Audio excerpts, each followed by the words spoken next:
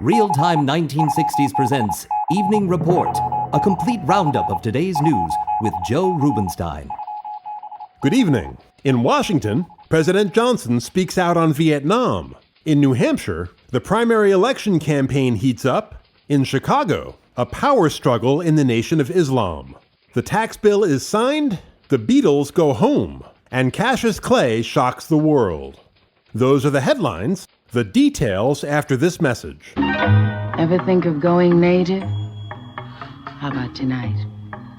With this new South Seas dessert idea. Pineapple lemon parfait from Pillsbury. Easy as a breeze to make with these two new mixes. Pillsbury's new moist lemon cream cake and new Hawaiian pineapple frosting that comes with a can of crushed pineapple right in the package. The cake bakes up moist and tall, so it's easy to slice the two layers into four. A creamy lemon cake that's different in taste, different in texture. Frost each moist cake layer with Hawaiian pineapple frosting. At supper tonight, go native with pineapple lemon parfait cake from these two brand new Pillsbury mixes. It's like running away to a tropical island. At today's press conference, President Johnson took issue with critics of the U.S.-backed anti-communist effort in South Vietnam. He also announced that Defense Secretary Robert McNamara will return to Saigon next week to assess the war situation and bring back critical information to help guide U.S. policy. We have a very difficult situation in Vietnam. We are furnishing advice and counsel and training to the South Vietnam Army. I do not think that the speculation that has been made that we are losing the fight in that area or that things have gone to pot there are at all justified. And I think they do our cause a great disservice. The president was asked if he saw any reason to fear that continued fighting in South Vietnam might bring Communist China or the Soviet Union into the war. I know of no good purpose that would be served by speculating on the military strategy of the forces of the South Vietnamese.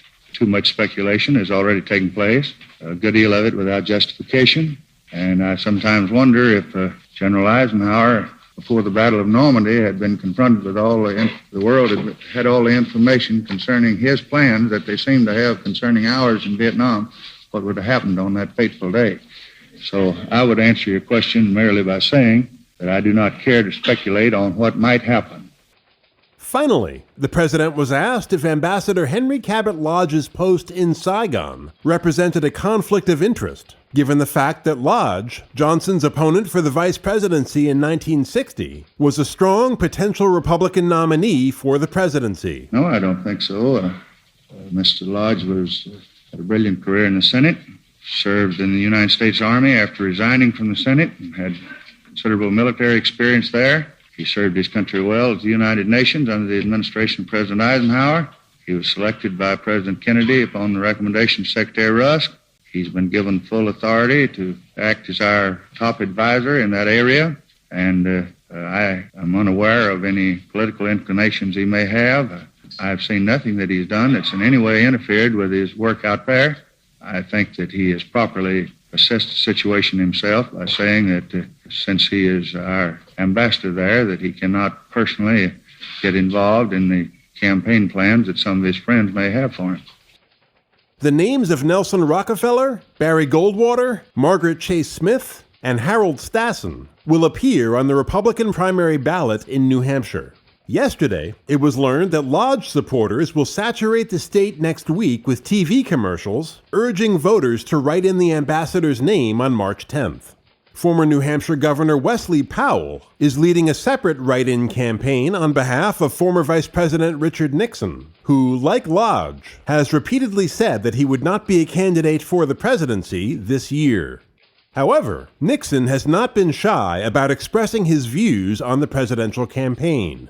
In an article published this week in the Saturday Evening Post, he said President Johnson was, quote, weak in devotion to principle, unquote, and that Republicans must make a unified stand against him on traditional party principles.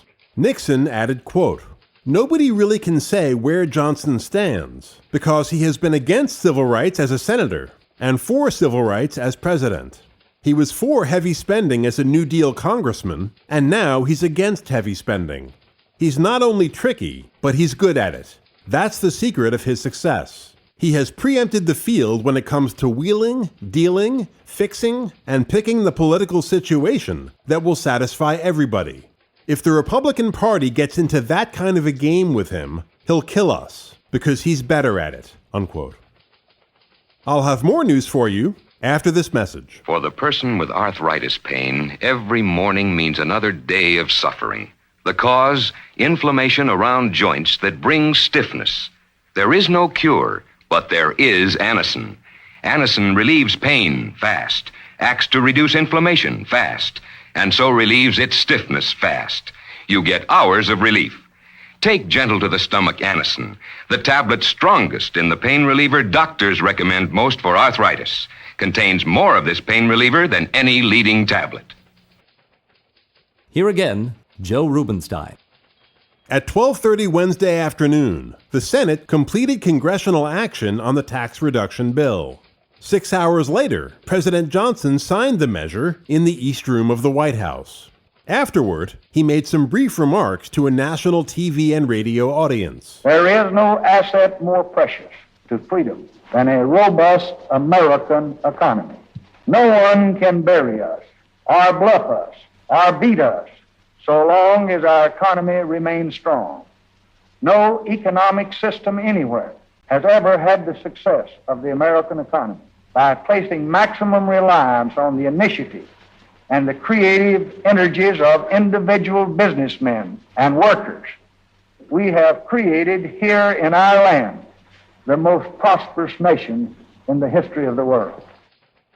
The bill provides $11.5 billion in tax relief for individuals and corporations. It is the largest reduction in this nation's history.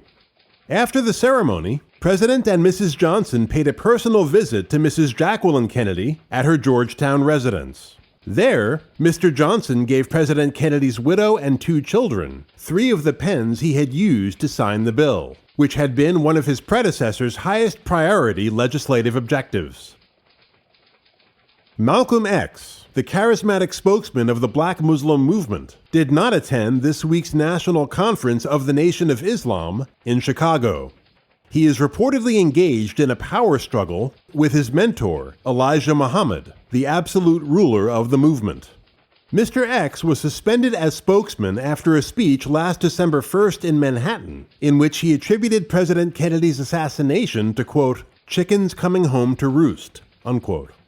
Mr. Muhammad reportedly used the controversy over the speech as a pretext to cut Malcolm X down to size. Mr. X has told associates that unless he is restored to his former prominence, he will defect from the Nation of Islam, form his own group, and return to the national scene in a manner that would make his previous efforts pale by comparison. Last weekend, the Beatles concluded their triumphant 10-day trip to this country, which included 3 widely viewed performances on The Ed Sullivan Show, and flew home to Great Britain. The rock and roll group was greeted by an estimated 10,000 teenagers at London Airport. Screaming, banner-waving fans were packed like sardines on the rooftop of the Queen's Building, an office building adjacent to the airport. The shrieks worked up to fever pitch as the Beatles jet landed, and the 4 mop-topped heads made their appearance. In a mad rush to get down from the roof to the tarmac to get a closer look at their heroes, the teenagers smashed the glass panel of a doorway leading to the stairs. In a chaotic scene, splinters showered frightened girls. Some were cut, many fainted. 40 casualties were given first aid, and 1 girl went to the hospital with a fractured skull. The Beatles were unaware of the melee as they gave a press conference inside the airport. On Tuesday, a BBC reporter caught up with the youngest Beatle, George Harrison, on the occasion of his 21st birthday. The group's lead guitarist refuted reports that the Beatles were millionaires. Well, it's so hard to become a millionaire. When maybe if we were just a solo act, then whoever it was, he'd probably be a millionaire. But with 4 It's hard. I doubt if we'll ever be millionaires. We'd probably be all right. Well, naturally we will, yeah. But I mean, I can't see us being millionaires, and paying tax as well. I'll say hello to me mum and me dad. Hello, mum and dad, and our kid. Usually at home on your birthday, but... Yeah, especially this one. You'd like to have been at home, really, would you? Yeah, you get fed at home off your mum and that. The Beatles plan to return to the U.S. in August for a longer tour that will include performances on the West Coast.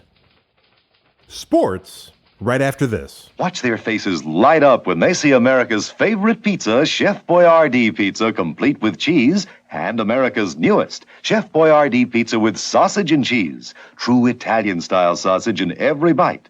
Crunchy crust outside, so tender inside. And true Italian-style sauce from Chef's own recipe. So light up their faces tonight with 2 delicious Chef Boyardee pizzas. A meal in a minute with a chef's touch in it. On Tuesday, 22-year-old Cassius Clay made fools of the experts and shocked the world by winning the world heavyweight title from Sonny Liston at Miami's Convention Hall. In a pre-fight poll, Liston, a 7-1 favorite, was picked to win by 43 of 46 writers covering the fight, most of whom said Clay would be knocked out inside of 6 rounds. As the crowd filed in, one reporter got a big laugh by announcing, quote, "It's even money Clay won't last the national anthem," unquote. A short time later, no one was laughing. From the beginning of the fight, Clay showed no fear of Liston, dancing, slipping punches, and continually mocking the champion. Here's Les Kiter calling the first-round action on ABC Radio. Liston throws the left jab twice, both on the neck. Clay just laughs at him, backs away, bobbing, weaving, and he's inviting murder as his hands down. Then he throws the left to Liston's ear, misses a wild right hook. Clay does not seem awed by Liston up to this juncture. And Clay lands the left to the nose, and then backs away and pulls his head back as they warned him not to do, and he's doing it and getting away with it so far. In round 2, the challenger came on strong, scoring heavily with shots to Liston's face and body. Clay with a light left to the nose. Clay with a left and a right attack. A left and a right and another left and a right by Clay. And Liston blinked. Here's Liston hit with a right to the ear. Clay with a left and a right. Look out, Cassius. He's throwing left hand. And now Liston throws a left to the body. And it was Cassius Clay with a half a dozen assorted blows. In the third, the swift challenger backed away from Liston's jab, circled around a vicious left hook, and countered with a hard right, opening a gash under the champion's left eye. Liston's eye badly cut. He shoots a light left, gets Clay against the ropes. Clay ducks and backs away. Clay forces Liston to miss a right hand, but Liston lands with a left, gets Clay into the rope. Clay trying to hold Liston off now. Liston's eyes badly cut and he was hurt. Clay may be playing possum, we don't know. All right, Clay at long range. Liston's left eye badly cut. He throws a long left that misses. Liston's eyes looks like he's been in a meat grinder. The fourth round was comparatively quiet, as Cassius continued to dance and circle. As it turned out, he could barely see. After the round was over, Clay complained to his trainer, Angelo Dundee, while blinking his eyes furiously. Commentator Howard Cosell observed this development. Something's the matter with Cassius Clay. Something is the matter with Cassius Clay. As we were getting ready to start the 4th round, he is having trouble with his eyes. The bell sounds for the 5th round correction, and he is having trouble with his eyes. One of his trainers yelled there's something in Liston's gloves. Clay is blinking, said he can't see. As the blinded challenger went out for the 5th, all Dundee could do was shout, "Stay away from him, stay away." Liston, sensing opportunity, moved in for the kill. Here's Liston crouching, hitting to the body, and Clay keeps blinking like he doesn't see Liston, and that will be fatal. Here's Liston throwing a left to the head, gets Clay against the rope, pounds left and rights to Clay's body, and it's Liston all the way now, left and rights to Clay's body. Clay tries to fend him off and still blinks like he can't see. Left to the top of the head by Liston, and Clay looks all done as he backs away. Liston gets him against the rope. It's all Sonny Liston, the champion now. Somehow, Clay survived, and by the end of the round, both fighters were breathing heavily. In round 6, Liston looked even more tired, as Clay's eyes finally cleared, and the challenger commenced bouncing his jab off Liston's face, opening the cut under Sonny's left eye. It's Cassius Clay jabbing with the left, another left by Clay. And all the predictors of a one-round knockout have long since seen their predictions go down the drain. Clay seemingly unmarked, seemingly unaffected by Liston's punches thus far. And the bell, and that's the end of round 6. After the 6th, Liston walked back to his corner a beaten man. A crowd of 8,297, on its feet through the early rounds, expecting the champion to make short work of the brash youngster, now sat stunned, as they realized they could be witnessing the upset of the century. All I can say is what Rocky Marciano has just said. This is hard to figure out as we come up to round 7. Clay looked like he had about had it coming into the 4th round. Now, wait a minute! Sonny Liston's not coming out! Sonny Liston is not coming out! He's out! The winner and the new heavyweight champion of the world is Cassius Clay. Last time going up into the ring. His left shoulder apparently injured, his face cut and bleeding, Liston remained on his stool, unable or unwilling to answer the bell. The victory was scored a technical knockout in the 7th, 1 round less than Clay had predicted. I have upset the world! Give me justice! I am the king! I am the king! I am the king! What made him so easy for you? Because I'm too fast! He was scared! Who gave you your plan? Angie Dundee? No, myself. Was there any single point where you thought you had it? I thought I had him in the 1st round. What happened to your eyes coming into the 4th? He had liniment on his head and his glove. I couldn't see all that round. And yet you survived. Almighty God was with me. Did he ever hurt you, Cassius? Almighty God was with me. Did he ever hurt you? No, he never hurt me. I took his best punches and I couldn't see. On Thursday, Clay delivered a different sort of shock by announcing that he was a member of the Nation of Islam. The new heavyweight champion told the Associated Press, quote, "All I want is peace. Peace for myself and peace for the world. My religion is Islam. I believe Allah is God. I think this is the true way to save the world, which is on fire with hate," unquote. Clay said his religion had brought him inner peace, and that this was responsible for his victory over Liston. He said he was disturbed to find black Muslims criticized by pro-integration forces among the Negro people, stating, quote, "We believe that forced and token integration is but a temporary and not an everlasting solution to the Negro problem. It is merely a pacifier. We don't think one people should force its culture upon another. I get telephone calls every day. They want me to carry signs. They want me to picket. They tell me it would be a wonderful thing if I married a white woman because this would be good for brotherhood. I just want to be happy with my own kind," unquote. And that, for this evening, completes our look at the latest news on this Saturday, February 29th, 1964. Thank you for joining us, and have a great day tomorrow. This has been your Evening Report, a roundup of the latest news with Joe Rubenstein.